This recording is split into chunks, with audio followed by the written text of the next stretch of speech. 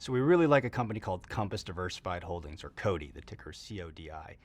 They're basically a publicly traded private equity firm with a very unique and different model versus public private equity peers. And that's because they have permanent capital at the holding company level.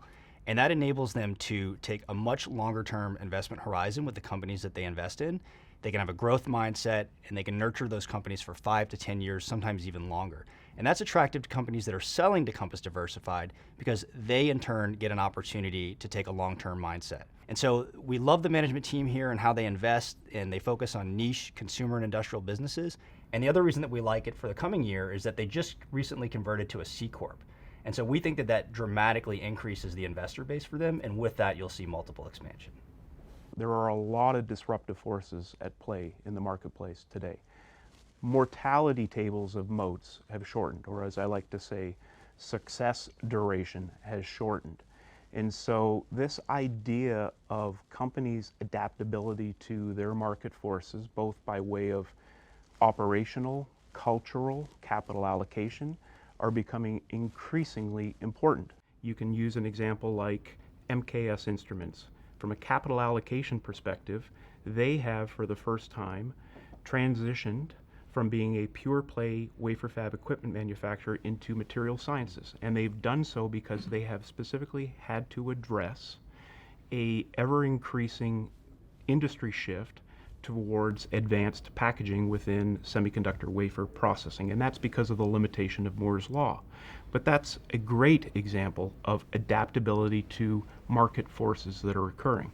Another example would be Kennedy Wilson, who is an alternative real estate manager that has identified the fact that there is this global desire for yield, and specifically within alternative investments in real estate.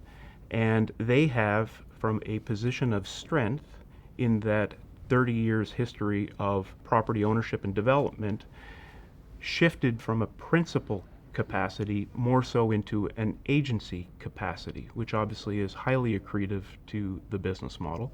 And they've done so in a very short order and have begun to build a very powerful investment management business. Jo-Ann Stores, it has all of the aspects we love. We really love the story. They're the predominant supplier of yarn and sewing in a retail environment, which provides, actually interestingly enough, a lot of protection from internet competition, because people who knit, which I don't, but I've asked my friends, they like to see the yarn, feel it, see the color, understand it's important to them.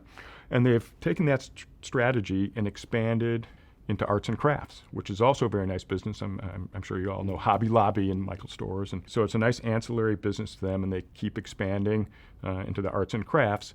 So there's a natural growth story there. Like, it fits everything we do. Broken IPO. The balance sheet is actually clean, which we like. And we have the clear catalyst that once some of the headwinds go away, they'll return to a growth type of opportunity. Yeah, so it's the perfect thing for us.